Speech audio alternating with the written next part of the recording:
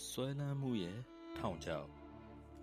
ဆွဲလန်းမှုဟာအစပိုင်းမှာအရန်လာတယ်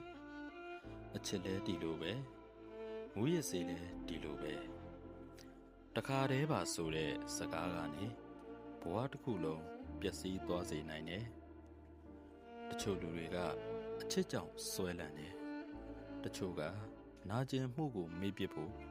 မူရင်စေးကိုရွေးတယ်ဒါပေမဲ့နှစ်ခုစလုံးရဲ့အဆုံးမှာလွတ်လပ်မှုပျောက်ဆုံးသွားတာပဲကြံတတ်တယ်အချစ်ကိုအားထားလို့ရင်ကိုမေ့သွားတတ်တယ်မူရစ်စေးကိုအားထားမိရင်အနာဂတ်တောင်ပျောက်သွားနိုင်တယ်ဆွဲလန်းခြင်းဆိုတာလူတစ်ယောက်ကိုဖြည်းဖြည်းချင်းဖျက်ဆီးတဲ့ထောင်ချောက်တစ်ခုပါဒီနေ့လူငယ်တချို့ဟာ feeling တစ်ခုပြောင်းဖို့ဘဝတစ်ခုလုံးနဲ့လဲလှယ်နေကြတယ်တကယ်တော့လွတ်မြောက်မှုကအချစ်တစ်ခုထဲမှာမရှိဘူးမူရစ်စေးထဲမှာလည်းမရှိပြန်ဘူးကိုယ်အိမ်မက်ကိုယ်ရည်မှန်းချက်ကိုယ့်ဘဝကိုတည်ဆောက်နိုင်တဲ့စိတ်ဓာတ်ထဲမှာပဲရှိတယ်ခဏတာပျော်ရွှင်မှုအတွက်တစ်ဘဝလုံးကိုဆွဲလန်းမှုရဲ့ထောင်ချောက်ထဲမှာအဆုံးရှုံးမခံပါနဲ့